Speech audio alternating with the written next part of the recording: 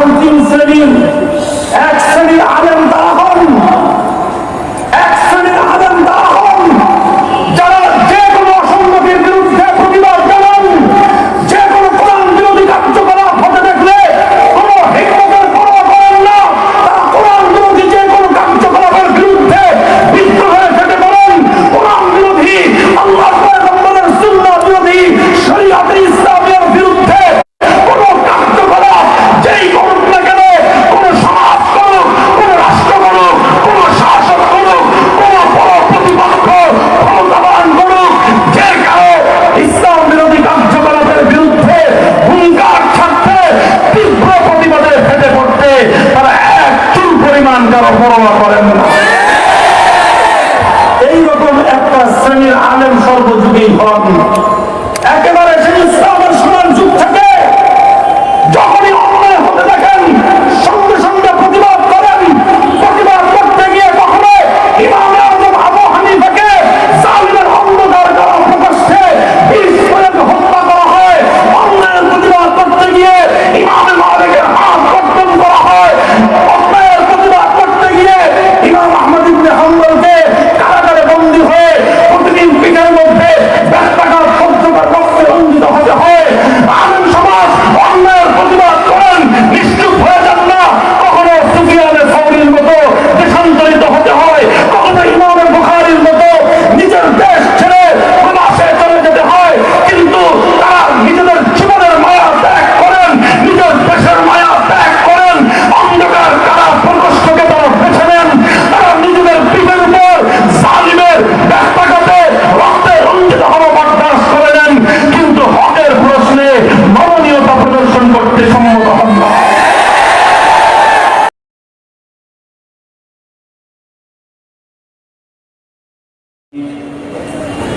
ونشهد أن لا إله إلا الله وحده لا شريك له ونشهد أن سيدنا وسندنا وحبيبنا وطبيب قلوبنا ومولانا محمد الذي أرسله الله إلى كافة الناس بشيرا ونذيرا وداعيا إلى الله بإذنه وسراجا منيرا. أما بعد فأعوذ بالله من الشيطان الرجيم. بسم الله الرحمن الرحيم. يرفع الله الذين آمنوا منكم والذين أوتوا العلم درجات والله بما تعملون خبير. وقال رسول الله صلى الله عليه وسلم العلماء ورثة الأنبياء وإن الأنبياء لم يورثوا دينارا ولا درهما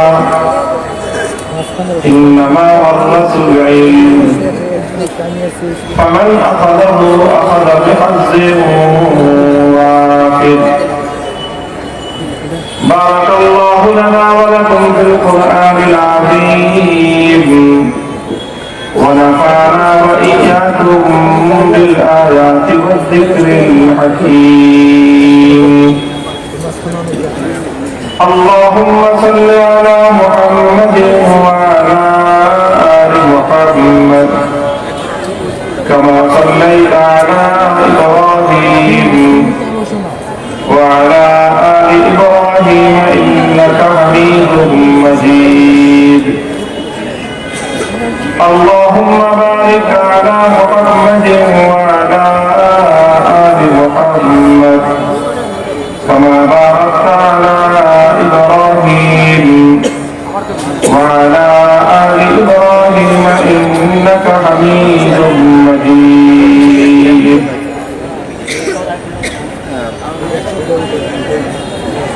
محترم حضرات علماء کرام, সম্মানিত ও শ্রদ্ধাভাজন মুরব্বী সাহেবান, সমবেত ইসলাম প্রিয় কোরআন প্রেমিক নবী প্রেমিক তৌহিদি মুসলমান ভাই ও বন্ধুগণ, আমাদের এই প্রাণপ্রিয় মোহাম্মদপুর অঞ্চলের কওমি মাদ্রাসা সমূহের ঐক্যবদ্ধ বোর্ড ইত্তেফাকুল মাদারিসুল কওমিয়া মোহাম্মদপুরের উদ্যোগে আয়োজিত 13তম বার্ষিক 2 দিনব্যাপী আজিমুসান ইসলামী মহাসম্মেলনের সমাপনী দিবসের সর্বশেষ অধিবেশনে এখানে মোহাম্মদপুরের বিভিন্ন শ্রেণী ও পেশার প্রতিনিধি এবং সর্বস্তরের জনতা উপস্থিত রয়েছে। একদিকে যেমনি ভাবে মঞ্চে উপবিষ্ট রয়েছেন আমার উস্তাদ মুহতারাম হযরত মাওলানা আবুল কালাম দামাত বারাকাতুহুল আলিয়া সহ মোহাম্মদপুরস্থ সকল মাদ্রাসা সমূহের দায়িত্বশীল পরিচালক বৃন্দ, শিক্ষক বৃন্দ, মাদ্রাসাগুলোর সাথে সংশ্লিষ্ট বিভিন্ন পরিচালনা পরিষদ এবং কমিটির অনেক দায়িত্বশীল উপস্থিত রয়েছেন। মোহাম্মদপুরের জনপ্রতিনিধিবৃন্দ, দুজন ওয়ার্ড কাউন্সিলর এখানে উপস্থিত রয়েছেন। এছাড়াও এই অঞ্চলের বিভিন্ন রাজনৈতিক সংগঠনের অনেক দায়িত্বশীল এই আজকের মাহফিল শুনছেন তারা, এবং মাইকের আওয়াজ যতদূর পর্যন্ত পৌঁছছে আমাদের প্রিয় এলাকাবাসী তারা আমাদের কথাগুলো শুনছেন। প্রতি বছরই আমি আপনাদের ভাই আপনাদের সম্মুখে কিছু কথা বলে থাকি। আমাদের মুরব্বীগণ সিদ্ধান্ত ক্রমে আমাকে কিছু কথা বলার দায়িত্ব দিয়ে থাকেন, সেই কথাগুলো তাদের নির্দেশ ক্রমে আমি উপস্থাপন করি। অন্যান্য ওলামায়ে কেরাম তারা সকলে আমন্ত্রিত মেহমান হিসেবে আলোচনা করেন, আর আমি ইত্তেফাকুল মাদারিসুল কওমিয়ার পক্ষ থেকে আমাদের মাদ্রাসার ছাত্র শিক্ষকদের প্রাণের কথাগুলো কওমি মাদ্রাসার পক্ষ থেকে সময়ের প্রয়োজনীয় দৃষ্টি আকর্ষণগুলো আমরা জাতির সামনে এই মঞ্চ থেকে উপস্থাপন করার চেষ্টা করি। আমাদের অভিজ্ঞতা হলো এই যে আমাদের এই কথাগুলো বিভিন্ন জায়গায় আলোচিত হয়, এর মাধ্যমে অনেকের দৃষ্টি আকৃষ্ট হয় এবং আলহামদুলিল্লাহ অনেক সমস্যার সমাধান হওয়ারও আমাদের কাছে বিভিন্ন তথ্য রয়েছে। এ থেকে আমরা উৎসাহিত, অনুপ্রাণিত। আমরা চাই সমস্যার সমাধান, আমরা চাই সমস্যার সমাধান। কারো প্রতি কোনো ক্ষোভ, কোনো বিদ্বেষ, কোন হিংসাত্মক মনোভাব পোষণ তো করি না, বরং পোষণ করাকে আমরা কখনো বৈধ এবং জায়েজ মনে করি না। ব্যক্তি, পরিবার, সমাজ, রাষ্ট্র এবং দেশের সর্বস্তরের মানুষের প্রতি কল্যাণকামিতার দৃষ্টিভঙ্গি নিয়ে কিছু কথা আলোচ করার চেষ্টা করি, এবং সেই ধারাবাহিকতায় আজও আমি তেমন কিছু কথাই আলোচ করব। বিশেষ করে এই মাহফিলটাতে বরাবরই আমার আলোচনার একটা দৃষ্টিভঙ্গি আমার থাকে, সেটা হলো যে ঠিক এই সময়টায় আমরা কি ধরনের পরিস্থিতি বা কি ধরনের সংকটের সম্মুখীন, সেই সংকটের ব্যাপারে নিজেদের মনোভাব ব্যক্ত করি, আমাদের সন্তানদের সেই বিষয়ে সেই সংকট মোকাবেলায় কি করণীয় কিছু পরামর্শমূলক কথা বলি, এবং এই সংকটের সাথে সংশ্লিষ্ট বিভিন্ন দায়িত্বশীল মহলের প্রতি আমাদের কি আহ্বান, আমাদের কি দাবি, সেই কথাগুলো আমি অধিকারের ভাষায় কথা বলব। সমস্যাটা হলো অনেক সময় এই জায়গায় তৈরি হয়, আমরা অধিকার নিয়ে কথা বলি এবং অধিকার নিয়ে কথা বলতেই আমরা অভ্যস্ত, আর আমরা যা করে সিদ্ধান্ত ফাইনাল করে ফেলছি যে এই অধিকারের ভাষা নিয়ে যতদিন বেঁচে থাকি কথা বলবো। আল্লাহ রাব্বুল আলামিন আমাদের সকলের কল্যাণ করুন। মুহতারাম হাজিরিন, আজকের প্রজন্ম যারা বর্তমানে যারা আমাদের সন্তান দুর্লভ ছাত্র সমাজ যারা আছে আমাদের এই মাদ্রাসাগুলোতে পড়তেছে, এই প্রজন্মের কেউই হযরত শাইখুল হাদিস আল্লামা আজিজুল হক রাহমাতুল্লাহি আলাইহির কাছ থেকে সরাসরি ইলম অর্জন করার তেমন একটা সুযোগ পায়নি। কারণ 2020 সালে যারা দাওরায়ে হাদিস পড়তেছে তাদের যখন কিতাব বিভাগের পড়াশোনা শুরু, তার আগেই হযরত শাইখুল হাদিস আল্লামা আজিজুল হক রাহমাতুল্লাহি আলাইহি তার শিক্ষকতা এবং ছাত্রদেরকে দিক নির্দেশনা দেওয়ার সেই সময় অতিক্রান্ত হয়ে গিয়েছে। তারা শুধু আমাদের কাছ থেকে হযরত সাহেবের নাম শুনে, তার কিছু চেতনার কথা শুনে সেই জায়গা থেকে আজ আমার মনে পড়ছে এবং আমার কাছে মনে হচ্ছে যে বর্তমান সময়ের প্রেক্ষাপটকে সামনে রেখে আজকের এই উপস্থিতির সামনে হযরত শাইখুল হাদিস আল্লামা আজিজুল হক রাহমাতুল্লাহি আলাইহির ইলমি কিছু আমানত আমি পৌঁছে দেওয়ার চেষ্টা করব ইনশাআল্লাহুল আজিজ। সাহেবের মতো তো বলতে পারবো না, প্রশ্নই আসে না।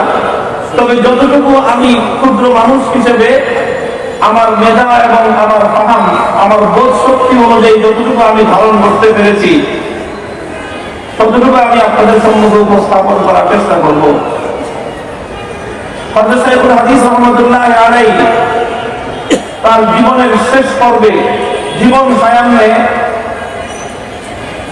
বিভিন্ন মাহফিলেও আলোচনা করতেন। অসংখ্য মাহফিলে তার আলোচনা শুনবার সৌভাগ্য আমার হয়েছে। জীবনের শেষ প্রান্তে এসে যেই কথাগুলো খুব বেশি বেশি বলতেন, হয়তো আমি শতবার হবে এই কথাটি শুনেছি, এই মঞ্চে যারা আছেন তারাও বহুবার শুনে থাকবেন। উলামায়ে কেরামের দায়িত্ব আর জিম্মাদারি এই বিষয়ে আলোচনা করতে গিয়ে হযরত শাইখ রাহমাতুল্লাহি আলাইহি প্রথম আবু দাউদ শরীফ এবং আংশিক বুখারী শরীফ সহ বিভিন্ন হাদিসের কিতাবের মধ্যে বর্ণিত আল্লাহর নবী একখানা হাদিসের উদ্ধৃতি পেশ করতেন। আল্লাহর নবী ইরশাদ করেন, ইন্না বানি ইসরাঈল কানাত তাসুসুহুমুল আমবিয়া কুল্লামা হালাকা নাবিয়্যুন খালাফাহু আখার ওয়া লা নাবিয়্যা বাদি। আল্লাহ নবী বলেন যে আমাদের পূর্বে বনি ইসরাইলের মধ্যে হাজার হাজার বছর পর্যন্ত পদ্ধতি ছিল, ধারাবাহিকতা ছিল যে সেই জাতির নেতৃত্ব দিতেন বনি ইসরাইলের নবীগণ। তাসুসুহুম সিয়াসি নেতৃত্ব দিতেন বনি ইসরাইলের নবীগণ, জাতির নেতৃত্ব দিতেন বনি ইসরাইলের নবীগণ। কুল্লামা হালাকা নাবিয়্যুন খালাফাহু আখার, একজন নবী দুনিয়া থেকে বিদায় নেওয়ার পরপরই আল্লাহর পক্ষ থেকে নতুন আরেকজন নবী প্রেরিত হতেন এবং আগের নবীর বিদায়ের পর নতুন নবী এসে আবার নেতৃত্বের দায়িত্ব তিনি সামলে নিতেন। তাহলে এভাবে হাজার হাজার বছর পর্যন্ত উম্মতের মানব জাতির দায়িত্ব আর নেতৃত্ব দিয়েছেন কারা? কারা দিয়েছেন? নবী রাসূলগণ, পয়গম্বর আলাইহিস সালামগণ। একজন দুনিয়া থেকে বিদায় নেওয়ার অব্যবহিত পরে আরেকজন আসতেন এবং এসে তিনি তার স্থলাভিষিক্ত হয়ে তার নেতৃত্বের দায়িত্ব আবার তিনি সামলে নিতেন। এভাবেই চলেছে বছরের পর বছর, যুগের পর যুগ, শতাব্দীর পর শতাব্দী, সহস্রাব্দীর পর সহস্রাব্দী। নবীজি বলেন এই ধারাবাহিকতা চলতে চলতে আমি হলাম নবী, ওয়ালা নাবিয়্যা বাদি, আমি হলাম সর্বশেষ নবী, ওয়া আনা খাতামুন নাবিয়্যিন ওয়ালা নাবিয়্যা বাদি, আমার পরে আর কোন নবী আসবে না। রাসূল আকরাম সাল্লাল্লাহু আলাইহি ওয়াসাল্লাম এই হাদিস ইরশাদ করেছেন।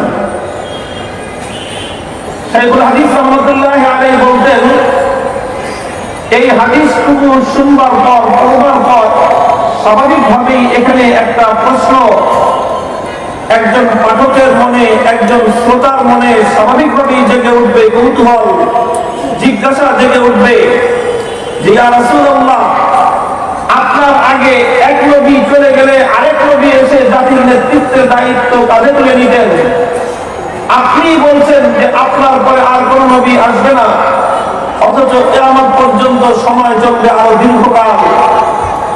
প্রশ্ন জাগে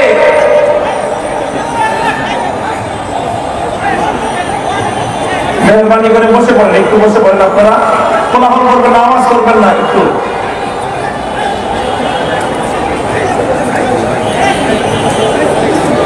আপনার দিকে তাকান, এদিকে ওদিকে তাকাবেন না। হট্টগোল হলে সবার মনোযোগ অন্য দিয়ে গেলে আলোচনার ধারাবাহিকতা বিঘ্নিত হবে। আর ভাই বসানোর জন্য আপনার এরকম চিৎকার করবেন না, হাত দিয়ে ইশারা দিয়ে বসান। এই হাদিসের মধ্যে খুব স্বাভাবিকভাবে এই প্রশ্ন জাগে যে বিশ্ববাসীর নেতৃত্বের দায়িত্ব আল্লাহ পাক দিয়েছেন নবীদেরকে। নবীগণ দায়িত্ব পালন করতেন একের পর এক, একের পর এক, এভাবে দায়িত্ব পালন করে গেছেন হাজার বছর পর্যন্ত, হাজার হাজার বছর। আখেরি নবী নিজেই বলতেছেন আমি হলাম সর্বশেষ নবী, আমার পরে আর কোন নবী আসবে না, কিয়ামত পর্যন্ত এটাই এভাবেই চলবে।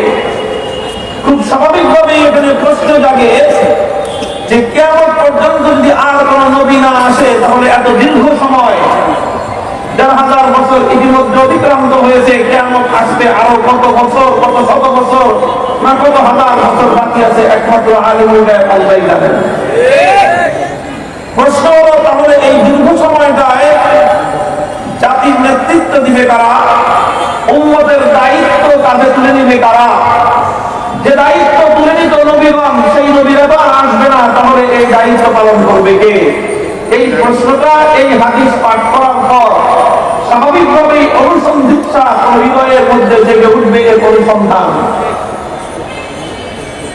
শাইখুল হাদিস রাহমাতুল্লাহ আলাইহি বলতেন এই হাদিসের মধ্যে এই প্রশ্ন জাগে, এই প্রশ্নের জবাব খুঁজে পাওয়া যায় আল্লাহর পয়গম্বরের আরেক হাদিসের মধ্যে। আর যে হাদিসটিকে হযরত শাইখ বর্ণনা করার পর কিছুটা আত্মসমালোচনার ভঙ্গিতে বলতেন যে আমরা উলামায়ে কেরাম আল্লাহ নবীর সুপ্রসিদ্ধ হাদিসটি খুব বর্ণনা করি, খুব আনন্দ চিত্তে আমরা মানুষকে শোনাই। হাদিস শোনায় আমরা মনে করি এটা আমাদের অনেক বড় ফজিলত আর আমাদের অনেক বড় সম্মানের বিষয়। আল উলামা ওয়ারাসাতুল আম্বিয়া ওয়া ইন্নাল আম্বিয়া লাম ইউরিসু দীনারান ওয়ালা দিরহামা ইন্নামা ওয়ারাসুল ইলম ফামান আখাযাহু আখাযা বিহাজ্জিন ওয়াফির। আল্লাহর পয়গম্বরের সাথে বলেছেন উলামায়ে কেরাম হলেন নবীদের উত্তরাধিকারী, আলেম সমাজ হলেন নবীদের উত্তরাধিকারী। নবীগণ দুনিয়াতে টাকা পয়সা দিনার দিরহামের উত্তরাধিকার রেখে যাননি, নবীগণ আলেমদের নিকট ইলমের উত্তরাধিকার রেখে গিয়েছেন। যারা আসমানী ওহীর ইলমকে নিজেদের পক্ষে ধারণ করলো, তারা নবীদের পরিপূর্ণ উত্তরাধিকারের মালিক হয়ে গেল। এই হাদিসটা বলি আর আমরা সুবহানাল্লাহ বলি, আলহামদুলিল্লাহ বলি, মাশাআল্লাহ, আলেমদের কত বড় ফজিলত, আলেমরা কত সম্মানিত যে তারা হলেন নবীদের ওয়ারিস, তারা পয়গম্বরদের ওয়ারিস, তারা পয়গম্বরদের উত্তরাধিকারী। এটা আমরাও আলেম যারা আছি এটাকে নিজেদের সম্মান, মর্যাদা, ফজিলতের হাদিস বলি, ভাবি, আর মানুষকেও শোনাই, আর মানুষও এই হাদিস দিয়ে আবেগাপ্লুত হয়ে আমাদেরকে সম্মান করে। আমাদের অনেক ফজিলত আছে এই কথা বুঝে। কিন্তু হযরত শাইখ রাহমাতুল্লাহ আলাইহি বলতেন যে না, এই হাদিসটা মূলত উলামায়ে কেরামের ফজিলতের হাদিস নয়। এই হাদিস আলেম সমাজের শুধু সম্মান আর মর্যাদা বিষয়ক হাদিস নয়, বরং এই হাদিসের মধ্যে আল্লাহ নবী প্রশ্নের জবাব দিয়েছেন, যেটা ওই হাদিস থেকে যেই প্রশ্ন জেগেছিল, ওই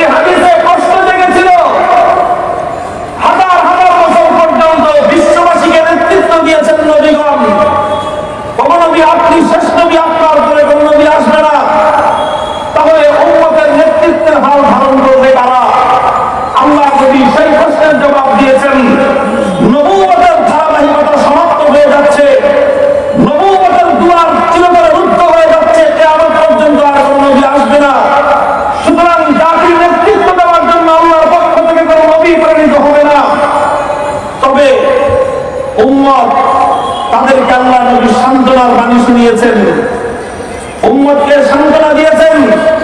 হতাশ হওয়ার কারণ নেই তোমাদের, নিরাশ হওয়ার কারণ নেই তোমাদের, আশাহত হওয়ার কারণ নেই তোমাদের। হে উম্মত, আমরা নবীরা চলে যাচ্ছি, কিন্তু তোমাদেরকে নেতৃত্ব দেওয়ার জন্য, তোমাদেরকে পথ নির্দেশনা দেওয়ার জন্য আমাদের পক্ষ থেকে, নবীদের পক্ষ থেকে আলেমরা কিয়ামত পর্যন্ত জাতির নেতৃত্বের দায়িত্বের বোঝা কাঁধে তুলে নিয়ে যেতে হবে। মোহতারাম হাজিরিন, হযরত শেখ রহমতুল্লাহ আলাইহি যে কি আবেগ নিয়ে কথাগুলো বলতেন, সেটা তো আমাদের পক্ষে আর পূর্ণভাবে ব্যক্ত করা সম্ভব নয়। তিনি বিশ্লেষণ করতে গিয়ে, ব্যাখ্যা করতে গিয়ে বলতেন, এই হাদিসের মধ্যে আল্লাহ রাসূল সাল্লাল্লাহু আলাইহি ওয়াসাল্লাম আলেমদের প্রতি একটা নির্দেশনা দিয়েছেন, আর উম্মতকে লক্ষ্য করে আরেকটা নির্দেশনা দিয়েছেন। উম্মতের প্রতি নির্দেশনা হলো তাদেরকে সান্ত্বনার বাণী শোনানো, তাদেরকে হতাশার মাঝে আশার আলো দেখানো। নবী তো আসবে না, পয়গম্বরগণ তো আর আসবেন না, কাজেই কোনো উম্মত যেন হতাশ না হয়ে পড়ে, কোনো উম্মত যেন হতোদ্যম না হয়ে পড়ে, এজন্য তাদেরকে সান্ত্বনার বাণী শোনালেন যে ভয় পেও না তোমরা, আমরা না থাকলে কি হবে, কাজ চালানোর লোক থাকবে। এটা হলো উম্মতের প্রতি নবীজির সান্ত্বনার বাণী। আর আলেম সমাজের প্রতি নবীজি হাদিস দিয়ে কি বুঝিয়েছেন? শুধু এটা বুঝিয়েছেন যে তোমরা ফজিলতের পটলা নিয়ে তোমরা বিশাল বিশাল আলিশান মান মর্যাদা নিয়ে, গাড়ি ঘোড়া নিয়ে, আর বিশাল বিশাল আলিশান দালান কোঠা নিয়ে তোমরা ঠ্যাঙের উপর ঠ্যাং উঠে যে বসে থাকবা, এই কথা বলেছেন আল্লাহ নবী হাদিসে। আল্লাহ নবী উম্মতের আলেমদের প্রতি আস্থা রেখেছেন, তাদের প্রতি আস্থা জ্ঞাপন করেছেন। পরিবেশ আর পরিস্থিতি যত কঠিন হয়ে দাঁড়াক না কেন, যত প্রতিকূল হয়ে দাঁড়াক না কেন, আল্লাহ নবী উম্মতের আলেম সমাজের প্রতি আস্থা রেখেছেন।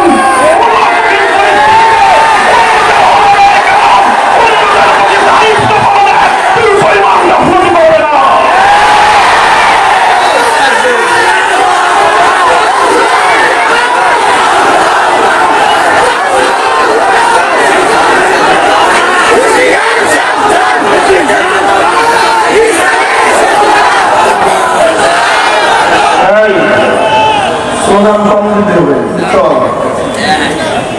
স্লোগান একটু কম দিতে হবে। কথা কিছু আমাদের দুঃখের কথা, কিছু বেদনার কথা বলবো, কিছু আফসোসের কথা বলবো, এমনকি কিছু অনুযোগের কথাও বলবো, অভিযোগ বলবো না, কিছু অনুযোগের কথাও বলবো। স্লোগান একটু কম দিবা। রাসূল আকরাম সাল্লাল্লাহু আলাইহি ওয়াসাল্লাম আলেমদের প্রতি আস্থা রেখে গেছেন যে নবীরা না থাকলে কি হবে, আলেমরা উম্মতের দায়িত্ব ভুলে যাবে না। আলেমগণ উম্মতকে রাহনুমাই করবে, আলেমগণ উম্মতকে পথ দেখাবে। যে কোনো পরিস্থিতিতে উলামায়ে কেরাম উম্মতের মধ্যে, মানুষের মধ্যে, জাতির মধ্যে, দেশের মধ্যে যখনই কোনো বিচ্যুতি দেখা যাবে, কোনো ত্রুটি দেখা যাবে, কোন ধরনের গুমরাহি মাথা চালাতে উঠবার চেষ্টা করবে, সবাই নাকে তেল দিয়ে ঘুমিয়ে থাকতে পারে, কিন্তু নবী মুহাম্মদ আরবি সাল্লাল্লাহু আলাইহি ওয়াসাল্লাম তায়েফের ময়দানে সারা শরীরে রক্ত ঝরিয়ে তিনি উম্মতের জন্য উলামায়ে কেরামের কাছে আমানত রেখে গিয়েছেন। উহুদের ময়দানে আল্লাহ মুবারক শহীদ করে রক্তস্নাত দিন, আর এই উম্মতের জন্য নিজের জীবনকে কোরবান করা উম্মতের আলেমদের কাছে যে উম্মতের আমানত রেখে গেছেন, আল্লাহ নবী সেই আলেম সমাজের প্রতি আস্থা রেখে গিয়েছেন যে কোনো বিচ্যুতি, যে কোনো গুমরাহি, যে কোনো ত্রুটি, যে কোনো কিছু উম্মতের মধ্যে মাথা চালাতে উঠবে, বাকি সবাই নীরব ভূমিকা পালন করতে পারে, কিন্তু উম্মতের আলেম সমাজ নীরব থাকতে পারে না। وهذا الذي أقعدني هذا المقعد وهذا الذي أقعدني هذا المقعد। অনেকেই বলে ইমাম সাহেব একটু আস্তে কথা বলতে পারলেই তো হয়, এত আপনি আপনার একটু কম কথা বললে সমস্যা কি? আমি জানি না আপনারা কে কি হবেন, আমি এজন্যই কথা বলি। আমি আমার পূর্বসূরীদের কাছ থেকে আর কিছু পেয়ে থাকি আর না থাকি, হৃদয়ের সেই আবেগ আমি হৃদয় দিয়ে ধারণ করেছি। উম্মতের এই ভালোবাসা, উম্মতের প্রতি আন্তরিকতা, আল্লাহর পয়গম্বরের এই আমানতের জিম্মাদারি পক্ষে ধারণ করেছি।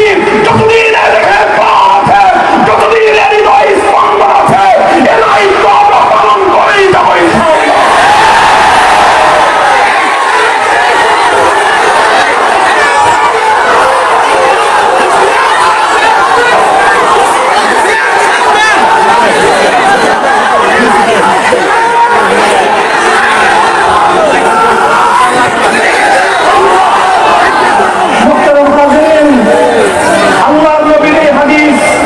আমাদেরকে দায়িত্বহীনভাবে কথার প্রতি ইঙ্গিত করে মুসলমানদের মধ্যে যে কোনো বিষয়ে বিচ্যুতি দেখা দিবে, ত্রুটি দেখা দিবে, কোরআন সুন্নাহ বিরোধী কোন পথ, কোন আদর্শ, কোন চিন্তা, কোন তাহজিব, কোন কৃষ্টি, কোন কালচার যখন মুসলিম সমাজের মধ্যে ছড়িয়ে পড়তে থাকবে, তখন অন্য কেউ কিছু বলুক আর না বলুক, উম্মতের আলেম সমাজের জন্য চুপ করে নীরবে সেটা সহ্য করার অধিকার এবং সেই বৈধতা নেই। আমি আপনাদের কাছে রাসূল আকরাম সাল্লাল্লাহু আলাইহি ওয়াসাল্লামের এই হাদিস, সাহাবায়ে কেরামের সোনালী যুগে কিভাবে অনুষ্ঠিত হয়েছিল, সাহাবায়ে কেরামের মধ্যে এই হাদিস কি প্রভাব তৈরি করেছিল, এবং সাহাবায়ে কেরাম নবীজির কাছ থেকে হাদিসটাকে কিভাবে তারা ধারণ করেছিলেন, ইতিহাসের সোনালী পাতা থেকে আপনাদেরকে ছোট্ট একটা দৃষ্টান্ত শোনাই। ঘটনা ইতিহাসের রেফারেন্স হল ইতিহাস গ্রন্থের নয়, রেফারেন্স সমস্ত হাদিসের কিতাবে। সহিহ বুখারী, সহিহ মুসলিম সহ সমস্ত কুতুবে হাদিসিয়া, সমস্ত কিতাবের মধ্যে হাদিসটি ঘটনার উদ্ধৃতি রয়েছে। হযরত আমির মুআবিয়া রাদিয়াল্লাহু তাআলা আনহু, খামিসু খামসাতিন ফিল ইসলাম, ইসলামের পঞ্চম খলিফা, 4 খলিফার পরে উম্মতে মুসলিমার হাল ধারণ করে শক্ত হাতে যিনি উম্মতের জন্য ইতিহাসের অনবদ্য ভূমিকা রেখে গেছেন, কিয়ামত পর্যন্ত যার দূরদর্শী নেতৃত্বের দ্বারা উম্মতে মুসলিমা উপকৃত হয়েছে এবং কিয়ামত পর্যন্ত সেই উপকারের অবদান স্বীকার করতে আমরা বাধ্য। সেই হযরত মুআবিয়া রাদিয়াল্লাহু তাআলা আনহু, তিনি সামনে থাকতেন, সেখান থেকেই উম্মাহ মুসলিম বিশ্ব পরিচালনা করতেন আমিরুল মুমিনিন খলিফাতুল মুসলিমিন হিসেবে। তিনি হজের সফরে এলেন, হজের সফরে এসে হজ সেরে মদিনাতুর রাসূলে গেলেন, তাশরীফ নিয়ে গেলেন। সোনার মদিনায় গিয়ে ফাকাদা ফি মিম্বারি রাসূলিল্লাহি সাল্লাল্লাহু আলাইহি ওয়াসাল্লাম, হাদিসের ভাষা হলো হযরত মুআবিয়া রাদিয়াল্লাহু আনহু রাসূল আকরাম সাল্লাল্লাহু আলাইহি ওয়াসাল্লামের মিম্বরে বসলেন। এখানে লক্ষণীয়, এটা বলা হয়নি ফাকাদা আলাল মিম্বার অথবা ফাকাদা আলা মিম্বারি মসজিদিন নববী, বলা হয়নি, বলা হচ্ছে ফাকাদা আলা মিম্বারি রাসূলিল্লাহি সাল্লাল্লাহু আলাইহি ওয়াসাল্লাম।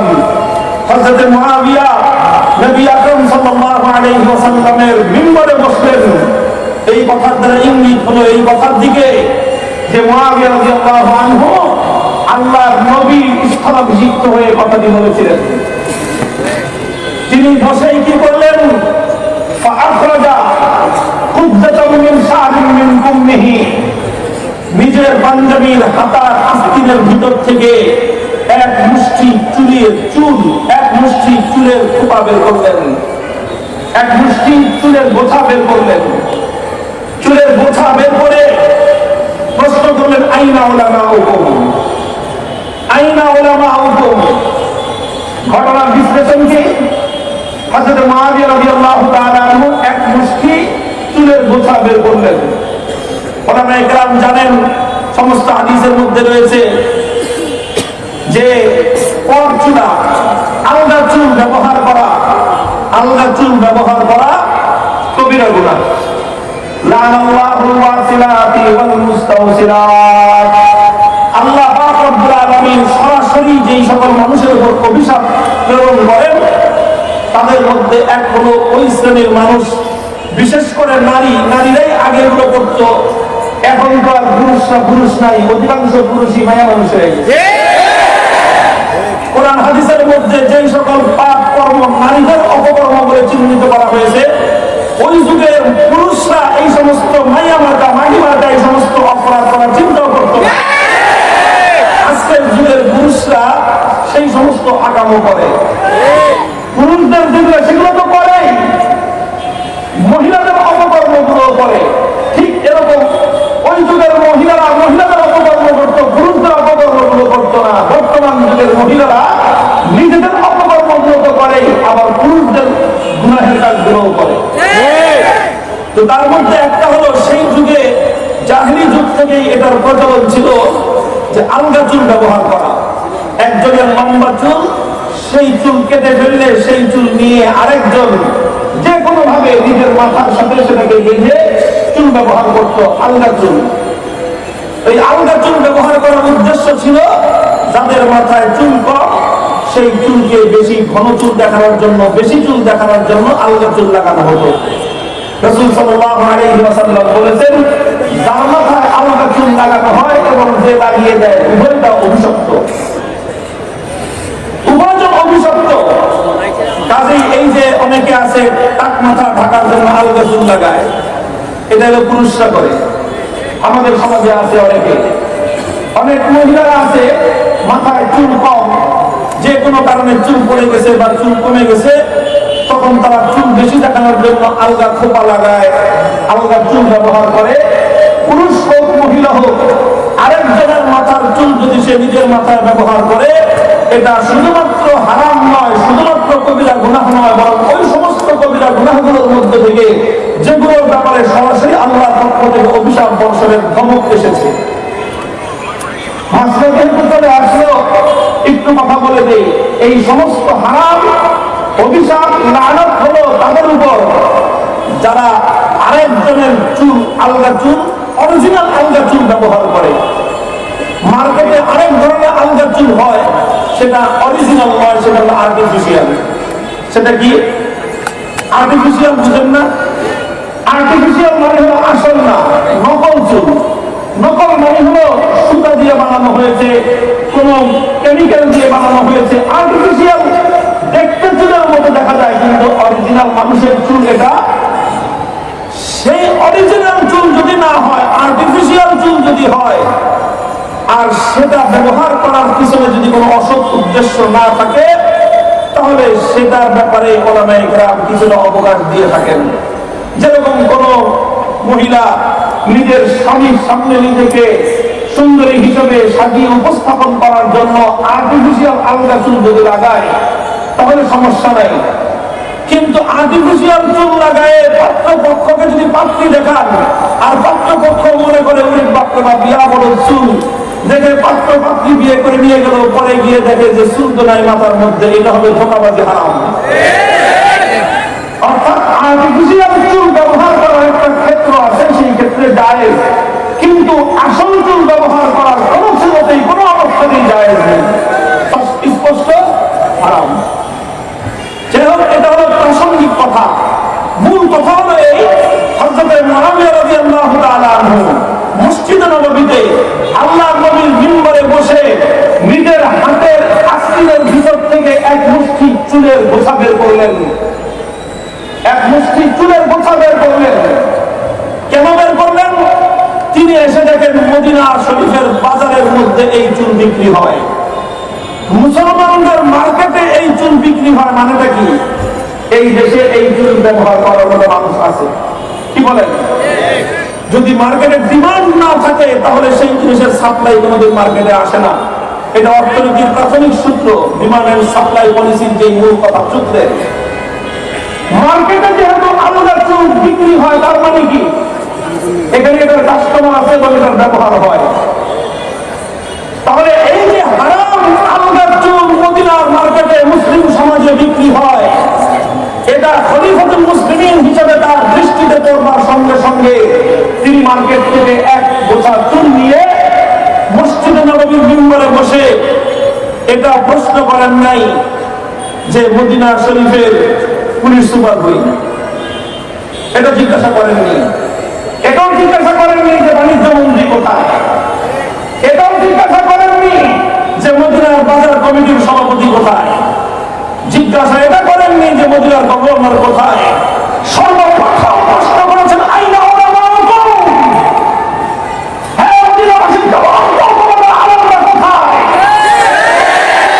কেন এত কিছু থাকতে গভর্নর আছে, নিরাপত্তা রক্ষী বাহিনী আছে, বাণিজ্য মন্ত্রণালয় আছে, বাজার কমিটি আছে, এত কিছু থাকা অবস্থায়ও আমির মুআবিয়া অন্য কাউকে তলব করেননি। জনসম্মুখে মদিনার আল্লাহর পয়গম্বরের মসজিদের নবীজির মিম্বরে বসে প্রথম প্রশ্ন করলেন, হাসি মুখের প্রশ্ন না, রাগত স্বরে ক্ষিপ্ত কণ্ঠে বললেন আইনা ওলামাউকুম, মদিনার আলেম সমাজ কোথায়? জবাব দাও, কেন আমাদের মুসলমানদের শহরে হারাম পণ্য বিক্রি হয়? মুহতারাম হাজিরিন, ঘটনাটা খুব ছোট, একদম কোনো সাউন্ড নেই, তার মাথা শুনে আওয়াজ যা আছে তাই, কোন আওয়াজ দিয়ে কোন সাউন্ড করবেন না, যতটুকু শোনা যায়। হযরত মুআবিয়া রাদিয়াল্লাহু তাআলা আনহু আইনা ওলামাউকুম সত্য সত্য বুখারী শরীফ সহ সমস্ত হাদিসের কিতাবগুলোর মধ্যে এই ঘটনা উদ্ধৃত করেছেন। ব্যাখ্যাকারগণ এই ঘটনা নিয়ে বিশ্লেষণ করেছেন যে হযরত মুআবিয়া কেন আলেমদেরকে এভাবে তলব করলেন, কেন গোটা জনগণের সামনে আলেমদেরকে এভাবে জবাবদিহিতার কাঠগড়ায় দাঁড় করালেন। মুহতারাম হাজিরিন, এই ঘটনার মাধ্যমে সাহাবায়ে কেরামের যুগে ইসলামকে কিভাবে ধারণ করা হতো, সাহাবায়ে কেরাম আল্লাহর নবীর কাছ থেকে কি ইসলাম বুঝেছিলেন তার একটা চিত্র ফুটে ওঠে। আর সেই চিত্র হলো মুসলিম সমাজের মধ্যে যখন আল্লাহর কোরআন বিরোধী কোনো কার্যকলাপ পরিচালিত হবে, মুসলমানদের সমাজে যখন শরীয়ত বহির্ভূত কোনো কার্যকলাপ পরিচালিত হবে, সেই কার্যকলাপের জন্য সর্বপ্রথম প্রশাসন দায়ী নয়, সর্বপ্রথম আইন শৃঙ্খলা রক্ষাকারী দায়ী নয়, সেই জন্য সর্বপ্রথম সরকার দায়ী নয়, সেই জন্য সর্বপ্রথম সেনাবাহিনী দায়ী নয়। কোরআন বিরোধী, ইসলাম বিরোধী যে কোনো কার্যকলাপের জন্য সর্বপ্রথম যাদেরকে আল্লাহর আদালতের কাঠগড়ায় দাঁড়িয়ে জবাব দিতে হবে, সেই শ্রেণীর নাম হলো আলেম সমাজ। মুহতারাম হাজিরিন, আজকে তো অবশ্যই তারা খুব খুশি হবেন, তারা আমার কথায় খুব বেজার হবে যে হুজুর খালি মুরগি চোরার বিরুদ্ধেই করে না। আরে মুরগি চোরার বিরুদ্ধে কথা একটা বলি, এর নেই, মূল কথা তো আমাদের আলেমদেরকে নিয়ে। ওলামায়ে কেরাম যদি তাদের জিম্মাদারি যথাযথ আদায় করতে পারে, ওলামায়ে কেরাম যদি যথাযথ নিয়ামতে নববীর জিম্মাদারি কাঁধে তুলে নেয়, আলেম সমাজ যদি যথাযথ অর্থে দায়িত্ব পালন করতে পারে, আল্লাহর নামের শপথ করে বলতে পারি সারা দুনিয়া ঐক্যবদ্ধ হয়ে আল্লাহর দ্বীনের একটা পাকা প্রশংসা করতে পারবে।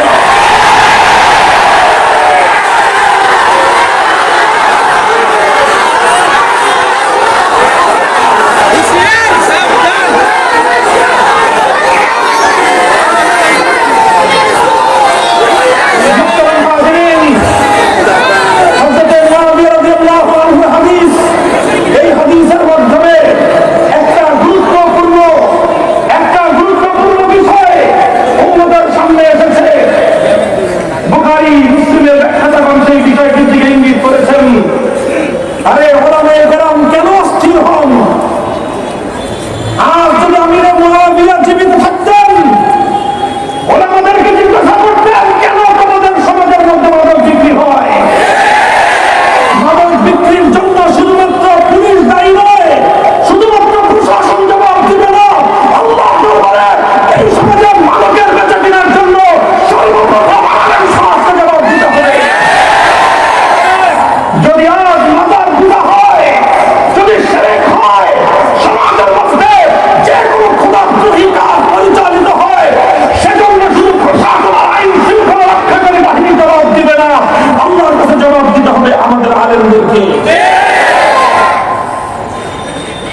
এই জন্য আমাদের সমস্যাটা বেশি। সাধারণ মানুষ হোক তিনি প্রশাসনের লোক, হোক তিনি আপনার আইন শৃঙ্খলার লোক, হোক তিনি সরকারের কোন গুরুত্বপূর্ণ কোন দায়িত্বশীল মন্ত্রী এমপি, তারা সবাই একজনের আমল নামার হিসাব দিয়ে পার পেয়ে যাবেন। সবাই যার আমল নামার হিসাব দিবে। এই হলো আমার 65 বছরের আমল নামা। আল্লাহ যদি দেখেন যে মোটামুটি 5 করার উপযুক্ত বলবেন না। সাধারণ মানুষ যার ব্যক্তিগত আমল হিসাব দিয়ে পার। আলেমরা যদি মনে করে থাকেন শুধুমাত্র নিজের ব্যক্তিগত আমলের হিসাব দিয়ে জান্নাতে চলে যাবেন, বোকার সঙ্গে বসবাস করতেছে। আসমানি ওহীর এলেম পক্ষে ধারণ করা এত সহজ বিষয় না। আসমানি ওহীর এলেম যাদের বুকে আমানত রাখা হয়েছে, শুধুমাত্র নিজের হিসাব দেওয়ার জন্য আল্লাহ পাক আমানত আপনার পক্ষে দেননি। এই আমানত আপনার পক্ষে জন্য দেওয়া হয়েছে। একটা মসজিদের মুসল্লি যারা আছে 500 মুসল্লি প্রত্যেকের দার আমলের হিসাব দিয়ে পার পাবে। ইমাম সাহেব নিজের হিসাব দেওয়ার পর 500 মুসল্লির আমলের হিসাব দেওয়া লাগবে। কাজেই আলেমদের জন্য ব্যাপারটা খুব সহজ না, খুব সুখকর না। আমরা তো মনে করে যে আমরা কই আমাদের খুব মজা লাগে না খুব বেশি আমাদের। এই যে একটা বিব্রতকর একটা ইস্যু আমাদের মাথার উপর চাপায় দিলেন, আমরা তো ভালোই ছিলাম না, কোন বাদাবাদি তো দরকার আমাদের ছিল না। বাদাবাদি করতে গিয়ে আমাদের খুব মজা লাগে মনে করেন। জীবনের ঝুঁকি নিয়ে খেলারি জিন্দগি যাপন করতে আমাদের খুব মজা লাগে, খুব স্বাদ লাগে না, খুব স্বাদ লাগে না। কিন্তু আমরা যখন দেখি আল্লাহ রাব্বুল আলামিনের তাওহীদ আর একত্ববাদের মর্যাদা ভূখণ্ডিত হচ্ছে, আমরা যখন দেখি তাওহীদ আর একত্ববাদের সংস্কৃতিকে ভূপাতিত করে শিরকি সংস্কৃতি বাস্তবায়নের ষড়যন্ত্র চলছে, তখন আমরা দুনিয়ার কোন শক্তির পরোয়া করার সময় পাই না। জান কোরবান করে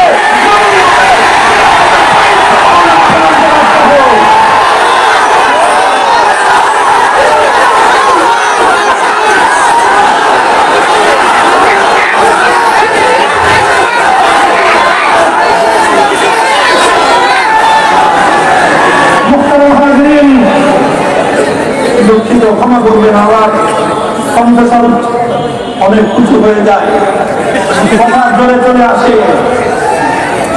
এটাও একটা অভিযোগ। আরেকটু আসতে বললেই তো হয়, আরেকটু আসতে বললে হয়। আপনি যদি দেখেন আপনার সন্তান জ্বলন্ত আগুনে নিক্ষিপ্ত হচ্ছে, আপনি তখন আসতে বলবেন যে ভাই আমার ছেলেটা আগুনে পড়ে যাচ্ছে, যে একটু ধরো।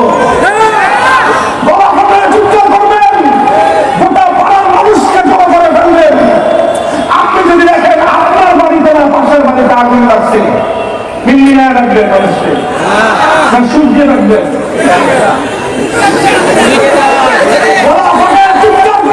আগুন লেগেছে, আগুন। যখন দেখি আমার মুসলমানদের ঘরে ঘরে শিরকের আগুন ধরে যায়, যখন দেখি আমার মুসলিম সমাজ থেকে তাওহীদ একত্ববাদের চিন্তা চেতনাকে জলাঞ্জলি দিয়ে এখানে শিরকি সংস্কৃতি বাস্তবায়নের পায়তারা চলে, যখন আমরা দেখি আমার আগামী প্রজন্মের সোনার সন্তানদেরকে সেই ডারউইনের নাস্তিকবাদের বিবর্তনবাদ শিক্ষা দিয়ে ওদেরকে নাস্তিক বানিয়ে চিরস্থায়ী জাহান্নামের আগুনের দিকে ধাবিত করবার পায়তারা চলছে, আল্লাহর কসম খেয়ে বলি তখন আমরা অস্থির হয়ে যাই, চিৎকার শুরু করে দেই। আমাদের এই চিৎকারগুলো অনেকের কাছে পাগলের গোলাপ মনে হয়, অনেকে আবার ডাকে আসেন। আমার নাম ধরে একজনের পায় মাথা খারাপ নাকি? মাথা খারাপ না, আমাদের হৃদয়ে আগুন ধরে আগুন, সেটা হলো বেদনার আগুন। যখন দেখি তোমরা আমার সরকার মুসলমানদের সন্তানদেরকে বিবর্তনবাদ শিক্ষা দিয়ে নাস্তিক প্রজন্ম গড়ে তোলবার চেষ্টা করছো, যখন আমরা দেখি তোমরা এমন এক সংস্কৃতি বাস্তবায়ন করার চেষ্টা করছো, সেই সংস্কৃতির বিরুদ্ধাচরণ আমরা না করলে আগামী দিনে প্রতিটি মুসলমানের ঘরে ঘরে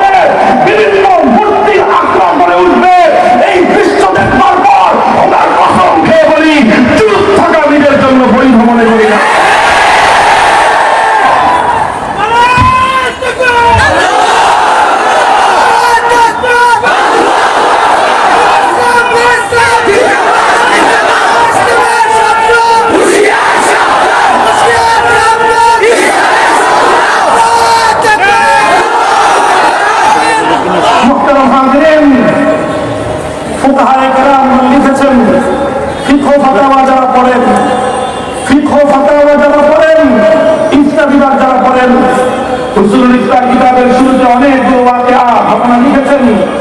অনেক বড় বড় মুফতি সাহেবানদের প্রথম যুগের খায়রুল কুরুন সাহাবী তাবিঈন তাবে তাবিঈন মুজতাহিদিনদের বক্তব্যগুলো সেখানে লিখেছে। সেখানে বলা হয়েছে সাধারণ মানুষ চায় কি জানেন? সাধারণ মানুষের অনেক মানুষেরই গতি হলো এই, তারা জাহান্নামে যেতে চায় আর জাহান্নামে যাওয়ার জন্য আলেমদের পিঠকে পুল হিসেবে ব্যবহার করতে চায়। আলেমদের পিঠকে পুল হিসেবে ব্যবহার করে জাহান্নামে যেতে চায়। মানে কি?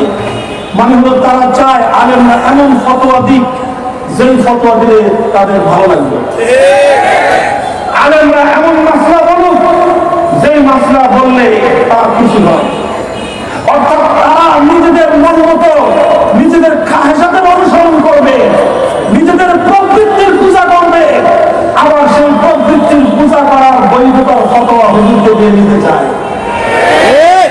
হুজুরদেরকে দিয়ে বৈধতার ফতোয়া নিতে চায়। এটা হলো মানুষের কারবার, কিছু মানুষের কারবার।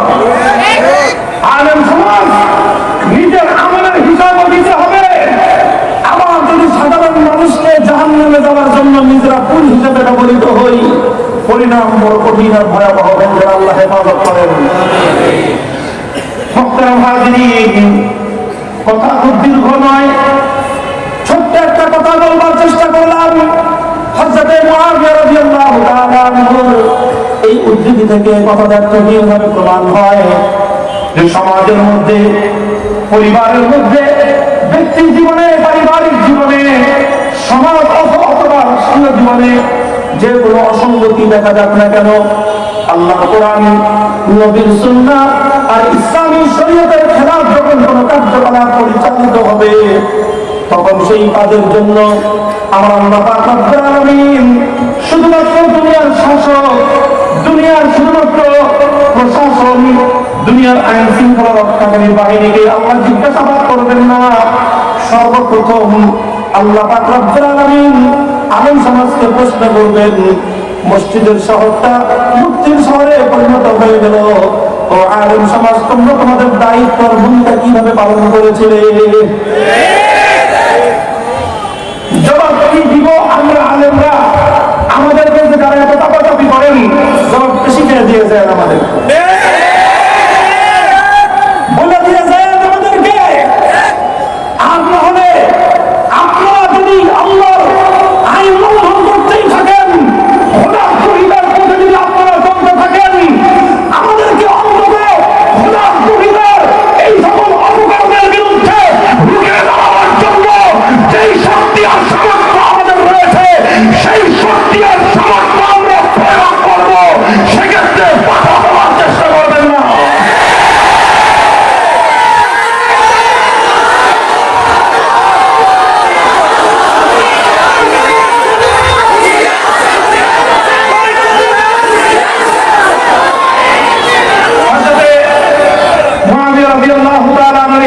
সামনে রেখে হাদিসের ব্যাখ্যাটা লিখেছেন। সুতরাং বোঝা গেল মুসলিম সমাজের মধ্যে যে কোনো অন্যায় অসঙ্গতির জন্য ইসলামের দৃষ্টিতে সর্বপ্রথম দায় আরোপিত হয় কাদের উপর? কাদের উপর? আলেমদের উপর। সুতরাং অন্যরা যে যাই ভাবুক, আলেমদের সেই বিষয়ে নিরুদ্বিগ্ন থাকার কোন সুযোগ নেই। আলেমরা দায়িত্ব পালন করে। তবে কথা হলো কি জানেন, আলেম নামে অনেক কিছুই তো সমাজে থাকে। রাসূল আকরাম সাল্লাল্লাহু আলাইহি ওয়াসাল্লামের এই সংক্রান্ত সুপ্রসিদ্ধ একটি হাদিস রয়েছে, আলা ইন্না খায়রাল খিয়ারি খিয়ারুল উলামা ওয়া ইন্না শাররাশ শিরারি শিরারুল উলামা। আল্লাহর পয়গম্বর বলেছেন, আসমান জমিনের মধ্যখানে যত মানব জাতি রয়েছে, যত মানুষ রয়েছে, এই সমস্ত মানুষের মধ্যে সর্বোত্তম মানুষ তারা। আল্লাহ নবী বলেন, উত্তম থেকে উত্তম সর্বোত্তম মানুষ হলো তারা যারা হলো উত্তম আলেম সমাজ। আলেমরা হলো সমাজের সর্বোৎকৃষ্ট শ্রেণী। আলেমদেরকে আল্লাহর পয়গম্বরের হাদিস অনুযায়ী উত্তম কোন মানুষ আর পৃথিবীতে নাই। সঙ্গে সঙ্গে আল্লাহ নবী এই হাদিসের পরের অংশে বলেন, ঠিক যেমনি ভাবে দুনিয়াতে সর্বোৎকৃষ্ট মানুষ হলো আলেম সমাজ, এই পৃথিবীতে সর্বনিকৃষ্ট মানুষ আর কোন মানুষ নয়, তারাও হলো আলেম সমাজ। সর্বোৎকৃষ্ট মানুষ যেমন আলেম সমাজ, সর্বনিকৃষ্ট মানুষ হলো আরেক শ্রেণীর আলেম। অন্য এক হাদিসের মধ্যে রাসূল আকরাম সাল্লাল্লাহু আলাইহি ওয়াসাল্লাম ইরশাদ করেছেন, মাসাজিদুহুম আমিরাতুন ওয়া হিয়া খারাবুন মিনাল হুদা, উলামাউ জামানিহিম শাররু মান তাহতা আদিমিস সামা, মিন ইনদিহিম তাখরুজুল ফিতনাতু ওয়া ফীহিম তাউদ। কিয়ামতের আগে এমন একটা সময় আসবে, উলামাউ জামানিহিম শাররু মান তাহতা আদিমিস সামা, আসমানের নিচে যত প্রাণী বসবাস করে এই সমস্ত প্রাণীর মধ্যে সর্বনিকৃষ্ট প্রাণী হবে এক শ্রেণীর আলেম নামধারী কলঙ্ক। কাজে আলেমরা যেরকম জাতির সর্বশ্রেষ্ঠ সন্তান, আবার আলেমদের মধ্য থেকে জাতির সর্বনিকৃষ্ট সন্তান পয়দা হয়। প্রশ্ন হলো সর্বোৎকৃষ্ট আলেম কারা আর সর্বনিকৃষ্ট আলেম কারা? সাধারণ মানুষের মধ্যে একটা প্রশ্ন জাগতে পারে যে হুজুর এখানে তো আমরা সাধারণ মানুষ আছি, আপনি এখানে আলেমদের নিয়ে আলোচনা করতেছেন কেন? ভাই, এই আলোচনা শুধু আলেমদের জন্য নয়, এই আলোচনাটা যেমনি ভাবে আলেমদের জন্য, সাধারণ মানুষের জন্য, প্রশাসনের জন্য, সরকারের জন্য, আইন শৃঙ্খলা রক্ষাকারী বাহিনী সকলের জন্যই আমাদের এই কথাগুলো সমানভাবে প্রযোজ্য। বলবেন সাধারণ মানুষের জন্য কিভাবে প্রযোজ্য? সাধারণ মানুষের জন্য প্রযোজ্য হলো, হে আল্লাহর নবীর প্রাণাধিক প্রিয় উম্মত, যারা আখেরি নবীকে নবী বলে মানেন, যারা আমার নবীর পরিচয় টুকরা উম্মত, আপনারা আপনাদের নবীর উত্তরাধিকারী আলেমদেরকে কিভাবে ট্রিট করেন, আলেমদেরকে আপনারা কিভাবে মূল্যায়ন করেন, সেটা আপনাদের গুরুত্বপূর্ণ ভাববার বিষয়। আজ আমার কথা বলতে দ্বিধা নেই। আজকে একবিংশ শতাব্দীর নব্য জাহিলিয়াত, আজকের বর্তমান সময়ের জাহিলিয়াত যেটা সবচেয়ে বড় জাহিলিয়াত, সেটা হলো এই সমাজ একজন আলেমের কাছ থেকে সত্যিকার আলেমের ভূমিকা বরদাস্ত করতে পারে না। এই সমাজ চায় আলেমরা সুর দিয়ে বিলাপ করুক, এই সমাজ চায় আলেমরা জানাজার নামাজের ইমামতি করুক, হুজুর খুব ভালো। আলেমরা আপনার বাবার মৃত্যুবার্ষিকীর দিনে সে খতম করে সবিনা করে আপনার কাছ থেকে হাদিয়া তোহফা নিয়ে যাক, হুজুর খুব ভালো, কোনো সমস্যা নাই। হুজুররা মসজিদের মধ্যে ইমামতি করুক, 5 ওয়াক্ত নামাজ পড়াক, আলেমদের প্রতি জাতি খুশি, কোনো সমস্যা নাই। হুজুররা জুমার দিন মসজিদের মিম্বরে বসে শুধুমাত্র কান্নার আওয়াজ করুক, শুধুমাত্র মানুষকে শুধুমাত্র কিছু ওয়াজ আর নসিহত করে ছেড়ে দিক, তাহলে আলেমদের প্রতি সবাই খুশি। কিন্তু যখনই মসজিদের ইমাম, মসজিদের খতিব, একজন আলেম বয়ান করতে বসে, যখন সমাজের অসঙ্গতিগুলো চোখে আঙুল দিয়ে দেখিয়ে দিতে শুরু করে, তখন যার মধ্যে যে অসঙ্গতি আছে সে তখন রিয়াক্ট করে, প্রতিক্রিয়া দেখায়। তখন করে কি পায়, হুজুর আওয়াজ পায় না, হুজুর আওয়াজ পায় না, এগুলি বলা শুরু করে।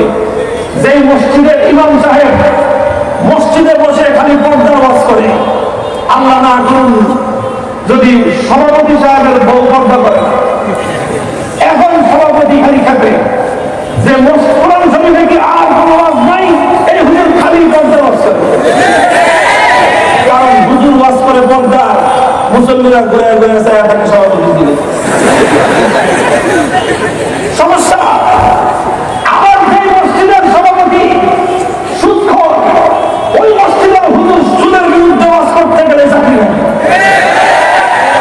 কেন? কোরআন শরীফে কি আর কোন ওয়াজ নাই? কত কত হুজুররা কত সুন্দর ওয়াজ করে, আপনি খালি পাইছেন একটা সুদ।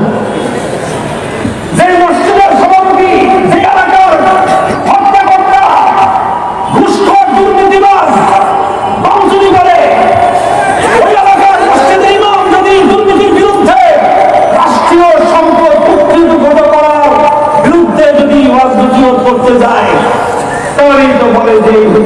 কথা বলে।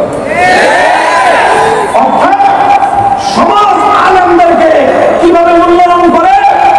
সমাজ চায় আলেমরা এমন কথা বলুন যেই কথা তাদের মনোভূত হবে।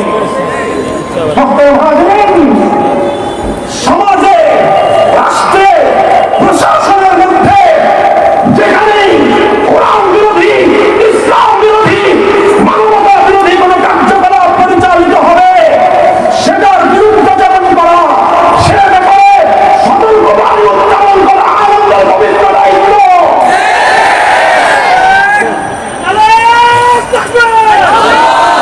ঠিক আছে, আলেমদের দায়িত্ব, তাহলে আলেম মতো একটু আস্তে আস্তে বললেও পারে। আমি বলি যে হ্যাঁ, আস্তে আস্তে বললেও পারে, জোরে বললে সমস্যা নাকি? আস্তে আস্তে বললেও হয়, জোরে বললে আপনার সমস্যাটা কি? কবেন যে আল্লাহর নবী এইভাবে কথা বলতেন?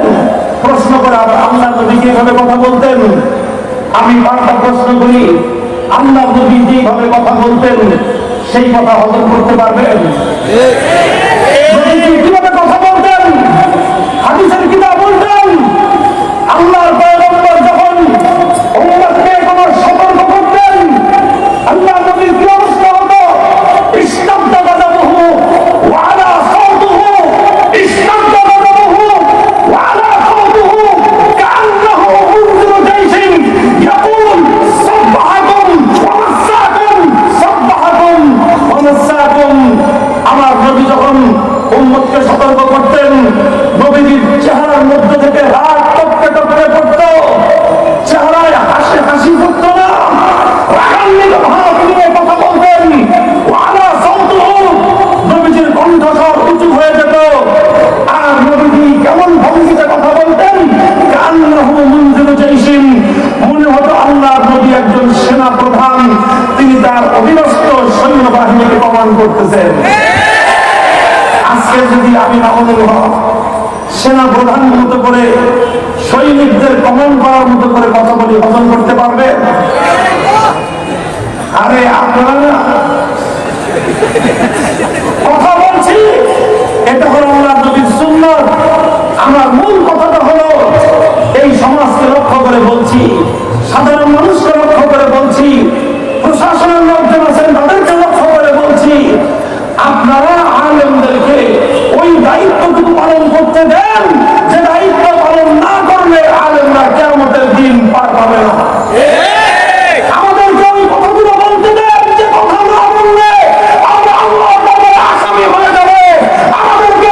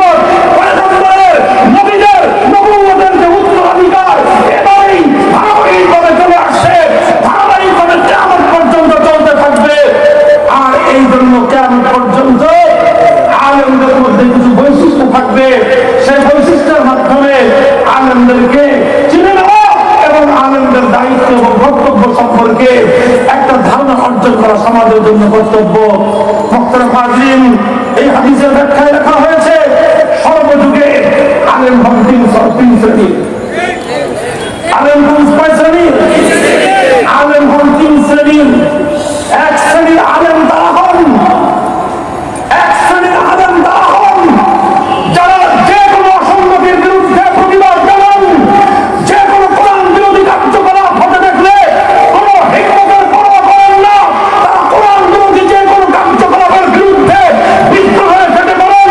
কোরআন বিরোধী, আল্লাহ পয়গম্বরের সুন্নাহ বিরোধী, শরীয়তে ইসলামের বিরুদ্ধে কোনো কার্যকলাপ যেই করুক না কেন, কোনো সমাজ করুক, কোনো রাষ্ট্র করুক, কোনো শাসক করুক, কোনো বড় প্রতিপক্ষ ক্ষমতাবান করুক, যে কারো ইসলাম বিরোধী কার্যকলাপের বিরুদ্ধে হুঙ্কার ছাড়তে, তীব্র প্রতিবাদে ফেটে পড়তে তারা এক চুল পরিমাণ কারো পরোয়া করেন না। এইরকম একটা শ্রেণীর আলেম সর্বযুগেই হন। একেবারে সেই ইসলামের সমান যুগ থেকে যখনই অন্যায় হতে দেখেন সঙ্গে সঙ্গে প্রতিবাদ করেন। প্রতিবাদ করতে গিয়ে কখনো ইমাম আযম আবু হানিফাকে জালিমের অন্ধকার কারা প্রকাশ্যে বিষ প্রয়োগে হত্যা করা হয়। অন্যায়ের প্রতিবাদ করতে গিয়ে ইমাম মালিকের হাত কর্তন করা হয়। অন্যায়ের প্রতিবাদ করতে গিয়ে ইমাম আহমদ ইবনে হাম্বলকে কারাগারে বন্দী হয়ে প্রতিদিন পিঠের মধ্যে ব্যস্তাঘাত সহ্য করে রক্তে রঞ্জিত হতে হয়। আলেম সমাজ অন্যায়ের প্রতিবাদ করেন, নিশ্চুপ হয়ে যান না। কখনো সুফিয়ানে সাউরির মতো দেশান্তরিত হতে হয়, কখনো ইমামে বুখারীর মতো নিজের দেশ ছেড়ে প্রবাসে চলে যেতে হয়। কিন্তু তারা নিজেদের জীবনের মায়া ত্যাগ করেন, নিজের দেশের মায়া ত্যাগ করেন। অন্ধকার কারা প্রকোষ্ঠকে তারা বেছে নেন। তারা নিজেদের পিঠের উপর জালিমের ব্যস্তাঘাতে রক্তে রঞ্জিত হওয়া বরদাস্ত করে নেন, কিন্তু হকের প্রশ্নে নমনীয়তা প্রদর্শন করতে সম্মত হন না। এটা শুধুমাত্র ইমাম বুখারী পর্যন্ত নয়, যুগে যুগে এভাবে ইমাম ইবনে তাইমিয়া তৈরি হয়। কোন যুগে সেইগুলি মাহমুদ হাসান দেওবন্দি তৈরি হন, যারা হকের ঝান্ডা সমুন্নত করতে গিয়ে মালদার আন্দোলন যেতে বন্দী হন। কখনো হোসেন আহমদ মাদানির রূপে তারা আবির্ভূত হন, অন্যায়ের বিরুদ্ধাচরণ করতে গিয়ে কারাগারে রুদ্ধ হন। কখনো তারা শাইখুল হাদিস আল্লামা আজিজুল হকের রূপে আবির্ভূত হন, হকের ঝান্ডা সমুন্নত করতে গিয়ে কারাগারের অন্ধকার প্রকোষ্ঠকে বেছে নেন, হকের ঝান্ডা ভুলঞ্জিত হতে দেন না। কখনো তারা জুনায়েদ বাবর নগরীর মতো হকের ঝান্ডাকে সমুন্নত করেন, তারা হকের ঝান্ডাকে মাটিতে ভুলঞ্জিত হতে দেন না। এই জামাতের ওলামা, একটু স্লোগান দেবেন না, এই জামাতের আলেম এমন বড় মুসলমানদের যুগ নেই যেই যুগে এমন তেজস্বী আলেম মুসলিম উম্মার মধ্যে বিদ্যমান না থাকে। ইমাম আযম আবু হানিফা থেকে শাইখুল হাদিস রাহমাতুল্লাহি আলাইহি পর্যন্ত মুসলমানদের ইসলামী ইতিহাসের 1400 বছরের তারিখ করেন, 1400 বছরের ইতিহাস করেন। সর্বযুগে এই ধরনের আলেমদের অস্তিত্ব আপনারা খুঁজে পাবেন। আর তাদের ব্যাপারে আল্লাহ রাসূল ভবিষ্যৎবাণী করে গিয়েছেন, লা তাযালু তাইফাতুম মিন উম্মতি মানসুরিন আলাল হক লা ইয়াদুররুহুম মান খাযালাহুম হাত্তা ইয়াতিয়া আমরুল্লাহ। একটা দল থাকবে, ক্ষুদ্র দল, অনেক বড় দল নায়রা, এরা থাকবে অল্প কিছু মানুষ, তারা হকের ঝান্ডা সমুন্নত করে রাখবে। আল্লাহ তাদেরকে সাহায্য করবেন। সারা দুনিয়ার সমস্ত কুফরি শক্তি মিলে তাদের কল্লা কাটতে পারবে, কিন্তু পাখি খুলতে পারবে না। এটা হলো এক শ্রেণীর আলেম। এই আলেম কোন যুগেই হাজার হাজার হয় না, এই আলেম কোন যুগে শত শত হয় না। এই ধরনের আলেম সর্বযুগেই হাতে গোনা সীমিত পরিমাণের হয়। এই হাদিসের ব্যাখ্যায় সমস্ত ব্যাখ্যাকারগণ ইতিহাসের রেফারেন্স দিয়ে বলেছেন এক শ্রেণীর আলেম হলো ইমাম। আরেক শ্রেণীর আলেম, দ্বিতীয় শ্রেণী কারা? তারা বিপুল পরিমাণ হন, তারা হক কথা বলেন, তবে কিছু কিছু হক তারা অপরগতার কারণে বলেন না। তারা হক কথা বলেন, সহি কথা বলেন, তবে কিছু কিছু সহি কথা তারা বলেন না। কেন বলেন না? এজন্য বলেন না যে ওটাকে তারা সহি মনে করেন না, তা না। তাহলে কেন বলেন না? বলতে গেলে জীবনের ঝুঁকি আছে, এই জন্য বলেন না। বলতে গেলে অনেক বড় সমস্যা আসবে, জীবন বিপন্ন হয়ে যাবে, এই জন্য তারা এই কথাগুলো বুক ফুটে বলেন না, মসজিদের মিম্বরে বসে বলেন না, কিন্তু ওই আলেমরাও শেষ পদবীতে তাহাজ্জুদের যায় নামাজে দাঁড়িয়ে দুনিয়ার মানুষের কাছে বলতে না পারে খোদার আদালতে ঠিকই নালিশ দেয়। এটা হলো দ্বিতীয় শ্রেণীর আলেম সমাজ। আলহামদুলিল্লাহ দেখতেছি সেই আলেমদেরকেও, এই জাতির আলেমরা যে অনেকেই কিছু বলেন না, অনেকে মনে করে যে কই আর তো কেউ কয় না, বলে না, আপনার কাছে বলে না, কিন্তু শেষ রাত্রের ওই আলেমদের খবর নিয়ে দেখেন, আপনার কাছে বলে না কিন্তু খোদার কাছে বলবার নালিশ দেয়। এই সমস্ত ফরিয়াদগুলো যখন খোদার আরশের কাছে গিয়ে জমাট বাঁধে, সেই ফরিয়াদের পানিগুলো জমাট বাঁধতে বাঁধতে যখন কালবৈশাখীর মেঘে রূপান্তরিত হয়, আল্লাহর আরশের উপর থেকে ফসল হিসেবে জমিনে নেমে আসে, সমস্ত জগতের ফিরআউনদেরকে ইতিহাসে রাস্তা করে নিক্ষেপ করে দেয়। এটা হলো দ্বিতীয় শ্রেণীর আলেম সমাজ। এবং এইরকম আলেম প্রচুর থাকেন যারা হক কথা বলেন, এরা তাদের বিরুদ্ধাচরণ করে না, বরং তাদের জন্য দোয়া করে, আল্লাহ আমি তো ভয় পাই, বলতে পারি না, আমার অনুপ ভাই বলতেছে তুমি আল্লাহ আল্লাহ হেফাজত করো। তারা নিজেরা অপরাধতার কারণে বলতে পারেন না। আল্লাহ পাক রব্বুল আলামিন ইসলামের মধ্যে অবকাশ রেখেছেন, লা ইলাহা ইল্লাল্লাহ উসাহা। জীবনের উপর যখন হুমকি আসবে, হামলা আসবে, জীবন রক্ষা করার স্বার্থে তখন কিছু হক থেকে নীরব থাকার অবকাশ আল্লাহ পাক দিয়েছেন। সেই অবকাশ গ্রহণ করে ম্যাক্সিমাম উলামায়ে কেরাম তারা নীরবতার ভূমিকা পালন করেন, কিন্তু তাদের সেই নীরবতাটা, লোকসম্মুখে নীরবতা, আল্লাহর দরবারে কিন্তু তারা রোনাজারি করে সেই অন্যায় এবং অন্যায়কারীদের বিরুদ্ধে নালিশ দায়ের করে। কয় শ্রেণী গেল? কয় শ্রেণী গেল? দুই শ্রেণীর আলেম। এই উভয় শ্রেণীর আলেমদেরকে হাক্কানি উলামায়ে কেরামের জামাত হিসেবেই 1400 বছর পর্যন্ত চিহ্নিত করা হয়েছে। আরেক শ্রেণীর আলেম আছে, 3 নম্বর শ্রেণী।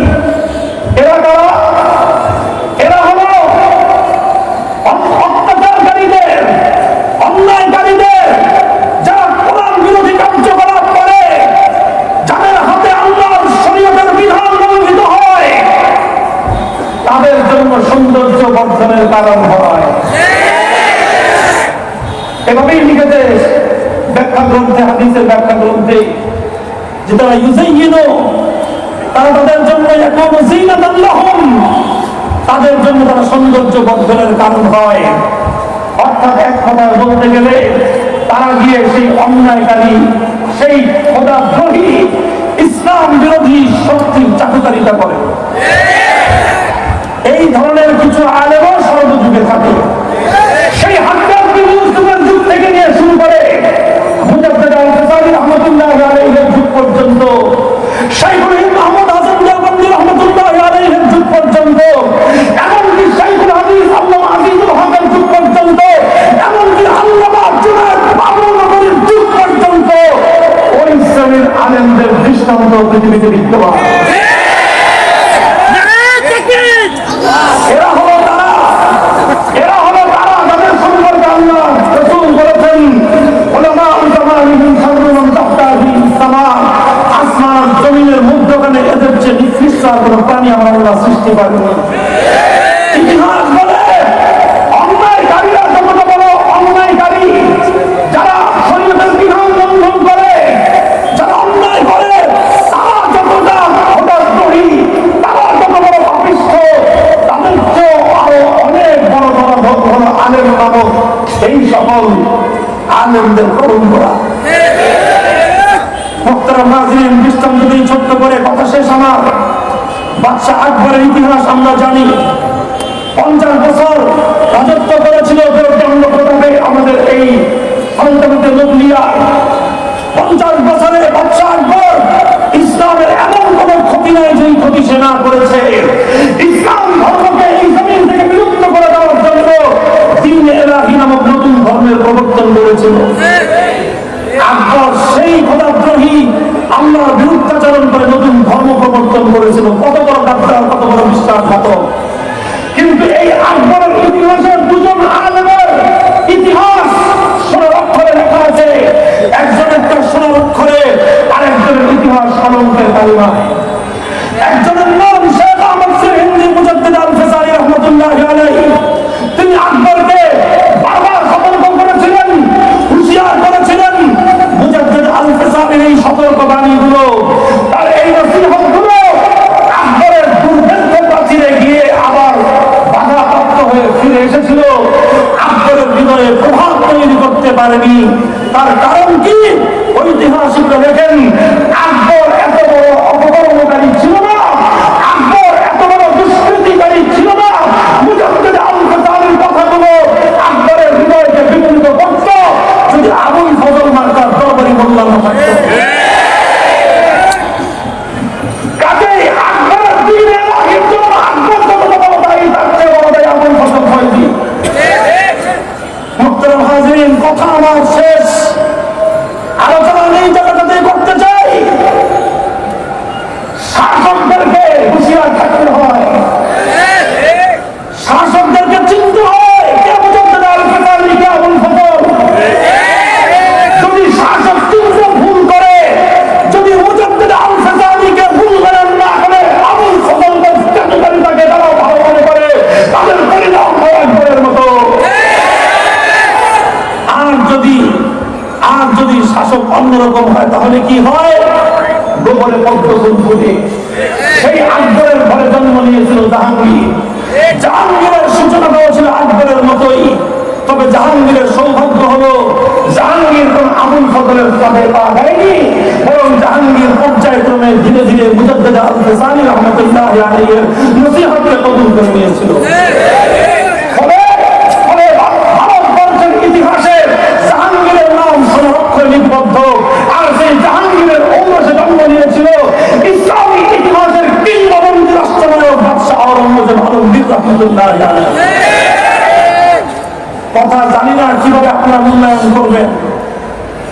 যদি আমাদের কথাগুলো হৃদয়ের কান দিয়ে কেউ শুনেন, আর যারা শুনেছেন তারা যদি দয়া করে মেহরবানি করে ওই জায়গাগুলো কিছু পৌঁছানোর দায়িত্বটা নেন, দোয়া করবো আল্লাহ পাক আপনাদেরকে ইনশাআল্লাহ উত্তম বিনিময় দান করবেন ইনশাআল্লাহ। শাইখুল হাদিস রাহমাতুল্লাহি আলাইহি যুগে মুজাদ্দিদ আল-ফিসানির ভূমিকা ছিলেন। শাইখুল ইসলাম আল্লামা শাহ আহমদ শফী যুগে মুজাদ্দিদ আল-ফিসানির ভূমিকা ছিলেন। আল্লামা জুনায়েদ বাবুনগরী যুগে মুজাদ্দিদ আল-ফিসানির ভূমিকা আছেন। যারা আজকে আল্লামা জুনায়েদ বাবুনগরীর বিরুদ্ধাচরণ করে বাংলাদেশের সিংহভাগ ওলামায়ে কেরামের বিরুদ্ধে গিয়ে যারা ইসলাম এবং মুসলমানদের এই জনপদকে খোদাত্মতার দিকে পরিচালিত করবার জন্য আশকারা দিচ্ছে, ইন্ধন দিচ্ছে, ওই সমস্ত আলেমগুলো কলম করেই ইতিহাসের রাস্তা করে নিক্ষিপ্ত হবে। আল্লাহ পাক হেফাজত করুন। আমি আবারও বলছি, আলেমরা তিন শ্রেণী হয়, এটা আজকের কথা নয়, এটা আজকের কথা নয়। আমি আমার হাজিরিন, আমার যে আরজু, আমার যে আকাঙ্ক্ষা, আমি দুর্বল মানুষ, আমার তেমন বলতে তেমন কিছুই নাই।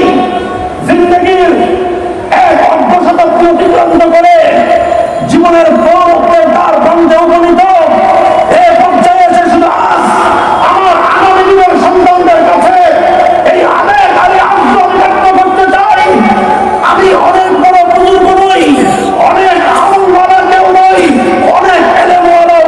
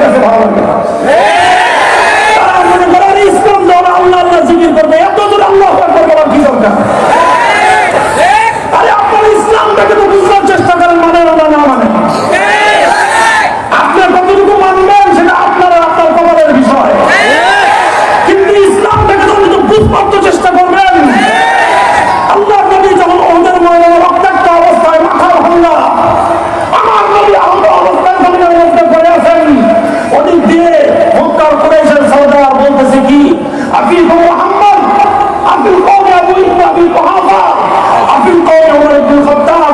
হে মুসলমান, তোমাদের মধ্যে কি নবী মুহাম্মদ বেঁচে আছে? তোমাদের মধ্যে কি আবু বকর বেঁচে আছে? তোমাদের মধ্যে কি ওমর বেঁচে আছে? আল্লাহর নবী বললেন, কেউ কিছু বলে না, দেখি কি বলে। তখন কুরাইশের সর্দার আবু সুফিয়ান বলল, ইন্না হাউলাই ক্বাদ মাতু, সব মরে শেষ। লাউ কানু আহইয়া আলা যাবু, কারণ তারা বেঁচে থাকলে আমার এই চিৎকারে তারা জবাব দিত।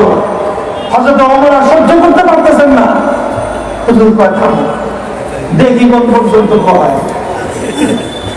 এরপরে আবু সুফিয়ান বলল, ওরে হুবাল, ওরে হুবাল, বলল হুবালের জয় ধ্বনি, হুবাল বলো। এই কথা যেই বলতে দেরি, এতক্ষণ পর্যন্ত যেই নবী ওমরকে, আলীকে সামনে রেখেছিলেন, নিবৃত্ত রেখেছিলেন, এবার সে নবী বলতেছেন, আজিব আজিব। ওমর এখন আর চুপ করে বসে থাকার সময় না। ওমর জিজ্ঞাসা করলেন, মা নাকুল ইয়া রাসূলুল্লাহ। বুখারী শরীফ হাদিসের কিতাব খুলে দেখেন। আমার যে দুঃখ লাগে, আমি যখন দেখি যে আজকে আমাদের মুসলমানদের পাড়ায় পাড়ায়, মহল্লায় মহল্লায় বুখারী শরীফ নিয়ে বিতর্ক চলে। বিতর্কের বিষয় কি? মসজিদের মধ্যে নামাজের কাতারে দাঁড়ায় হাত বাঁধবে কোথায়, আর সূরা ফাতিহা কেমনে পড়বে, কেমনে পড়বে না, আমিন জোরে পড়বে, আস্তে পড়বে। এই সকল বিষয়গুলো নিয়েই তারা বুখারী আর মুসলিম নিয়ে মারামারি ঝগড়াঝগড়ি করতে করতে উম্মতে মুসলিমার শোনার সময়গুলো শেষ। দেখো উম্মতে মুসলিমা বুখারী থেকে এই চেতনা খুঁজে পাও না। তুমি চেতনা খুঁজে পাও না বুখারী শরীফ থেকে। আমার নবী বললেন, ওমর জবাব দাও। ওমর বললেন, কি বলবো ইয়া রাসূলুল্লাহ? আমার নবী বললেন, কুল আল্লাহু তাআলা ওয়া জাল। তোমার কণ্ঠে সমস্ত শক্তিগুলো ঐক্যবদ্ধ করে চিৎকার করে একটা আওয়াজ দাও, আসমান জমিনের মধ্যে সবচেয়ে বড় কে?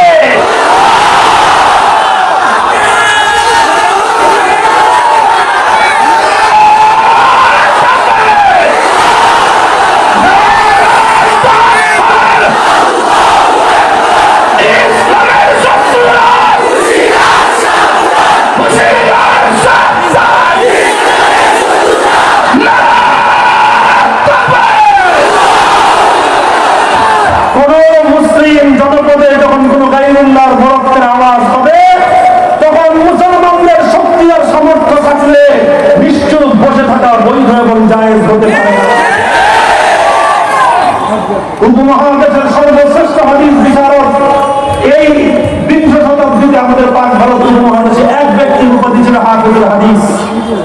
হাফিজুল হাদিস আল্লামা আব্দুল শাস্তি রাহমাতুল্লাহি আলাইহি। আমার জীবনের সূচনা লগ্নে তার জীবনের পরন্ত বেলায় তাকে দেখবার সৌভাগ্য আমার জীবনে হয়েছে। সেই হাফিজুল হাদিস আব্দুল্লাহ শাস্তি রাহমাতুল্লাহি আলাইহিকে জীবনের অন্তিম সময়ে দেখেছি, কণ্ঠ দিয়ে আওয়াজ বের হয় না, কোন মঞ্চে গেলে কথা বলতে গেলে সবকহ নারে তাকবীর, সবকহ নারে তাকবীর। কাকরাই মসজিদে নিয়ে গেছে হুজুরে বয়ান করতে, ওখানে গিয়েই সবকহ নারে তাকবীর। আমি সাক্ষী দিলাম তুমি ইমানদার। পরীক্ষা করে নাও, যাও কে মুনাফিক আর কে ইমানদার। কত অভিভাবকে যাওয়া লাগবে না, তুমি নিজেরটা নিজে সেন্টাস করো। আল্লাহু আকবার আওয়াজ শুনলে ফেলতে কাঁপে, বলে গোবিন্দের দোষক তুমি। আল্লাহু আকবার আওয়াজ শুনলে তোমার কলিজা কাঁপে, তুমি আব্দুল্লাহ ইবনে উবাই ইবনে সালুলের দোষক। আল্লাহু আকবার আওয়াজ শুনলে তোমার কলিজা থরথর করে কেঁপে ওঠে, তুমি ইমানদার নামধারী মুনাফিক। আল্লাহু আকবারের চিৎকার শুনলে তোমার কলিজাটা বড় হয়ে যায়, তোমার মধ্যে সাহসের সঞ্চার হয়, তোমার হৃদয়ে আনন্দে নেচে উঠে তুলে উঠে, তুমি ইমানদার, তুমি ইমানদার, তোমার হৃদয়ে ইমানের অমিত তেজ আছে।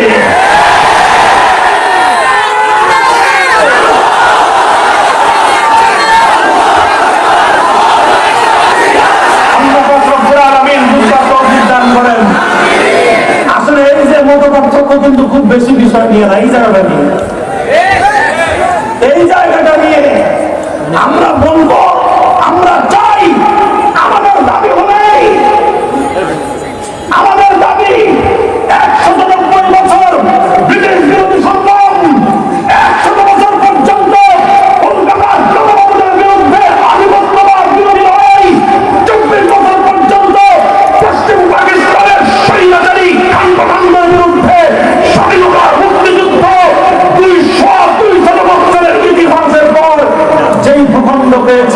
ভাড়াটিয়া হিসেবে থাকবার জন্য নয়।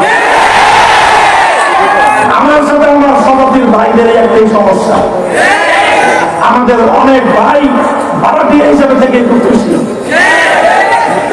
আরেকটা দৃষ্টান্ত দিব,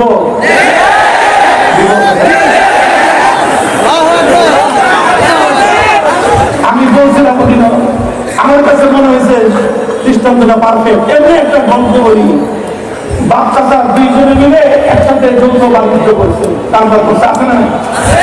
অনেকেই ছিল, এখনো আছে অনেক ফ্যামিলিতে।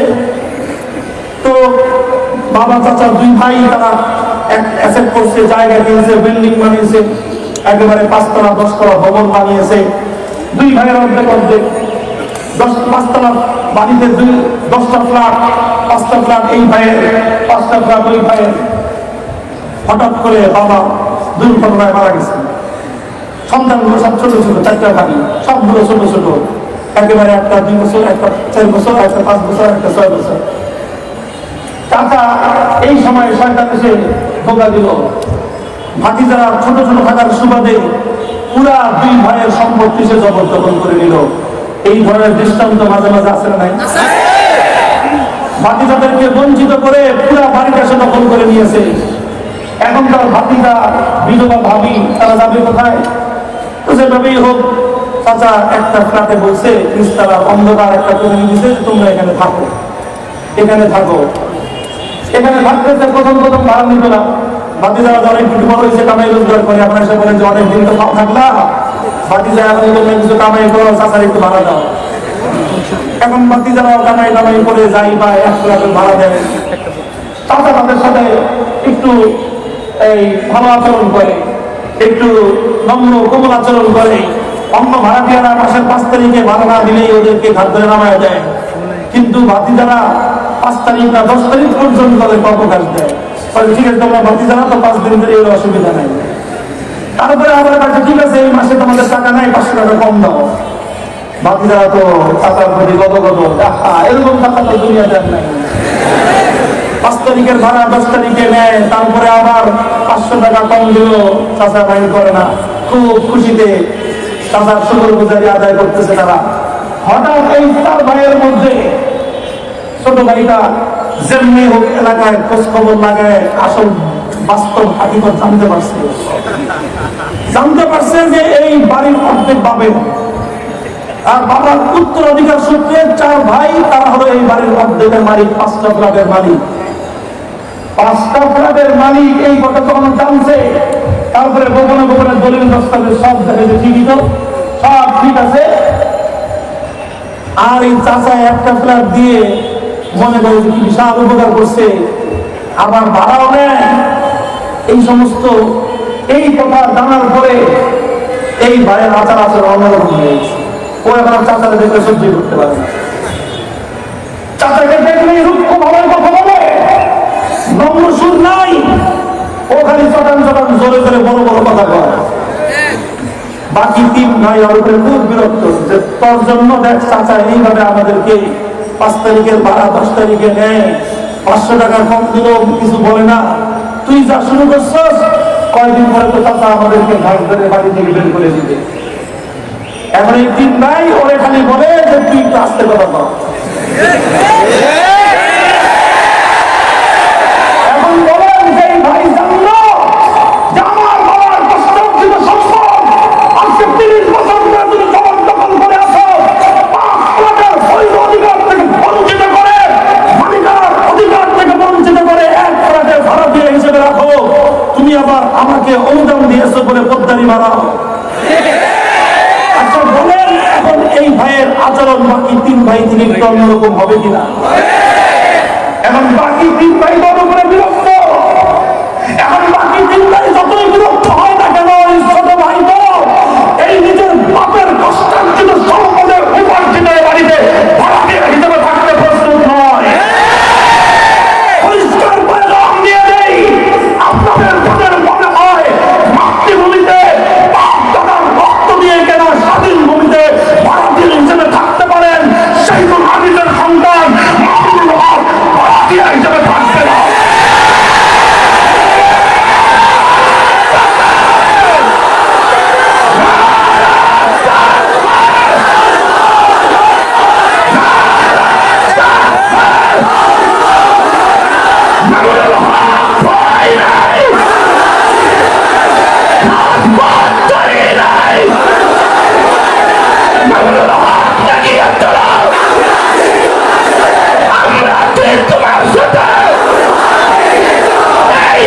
আওয়াজে বলতে হবে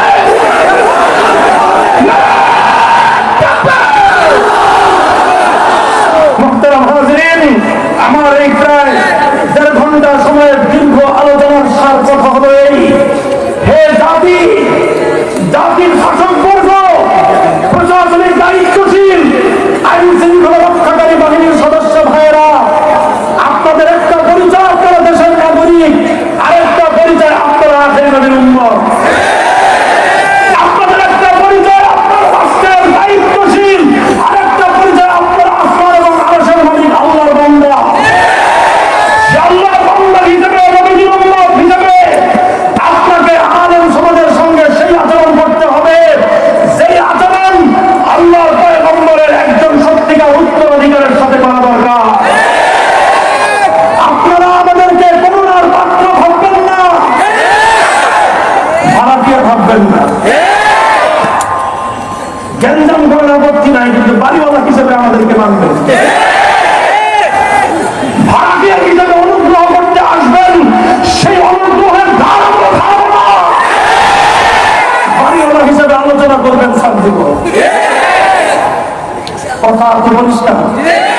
গ্যাঞ্জামের তো কিছু নাই, 5 ফেলার তোমার 5 ফেলার আমার। প্রতিবেশী হিসেবে আমি সুন্দর আচরণ করবো। প্রতিবেশী সুলভ আচরণ যদি আমি করতে না পারি, আল্লাহর আদালতে আমি কাঠগড়ায় আসামি হিসেবে দাঁড়িয়ে যাব। শাসকের কল্যাণকামিতা আমি করব, শাসকের কল্যাণকামিতা না করলে আমি আল্লাহ রসুলের হুকুমের পর খেলাফকারী হয়ে যাব। আমি শাসককে নসিহত করব, যখন দেখবো আমার শাসক সে একত্ববাদী হয়ে প্রত্যেকটার দিকে ধাবিত হচ্ছে, আমি চিৎকার করে বলা হবে, আমার শাসককে চিৎকার করে ডাকবো, খবরদার একত্ববাদী শাসক, তুমি কোনোদিনও প্রত্যেকটার দিকে যেতে পারো না। আমার কথা যদি পছন্দ না হয়, ওই চাটুকারের কথা যদি পছন্দ হয়, মনে রাখবেন আপনার কপালে আপনি নিজে আগুন ধরিয়ে দিবেন। আল্লাহ পাক রব্বুল আলামিন হেফাজত করুন। এই সন্তানেরা, হক্কানি ওলামায়ে কেরাম কয় শ্রেণী? হক কথা বলবা, জীবন যায় যাবে।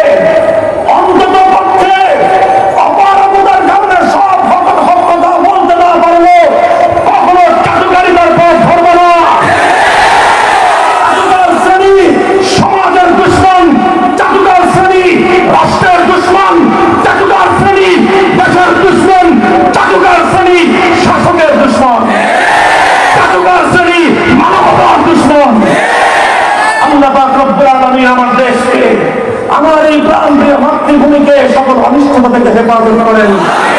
এদেশে ইসলামের বলবালা হোক, কালিমার ঝান্ডা সমুন্নত হোক। 200 বছরের রক্তদানের বিনিময়ে অর্জিত স্বাধীন ভূখণ্ডে আল্লাহ কোরআনের রাষ্ট্রায়ন করতে চাই, কোরআনী সংবিধান বাস্তবায়ন করতে চাই।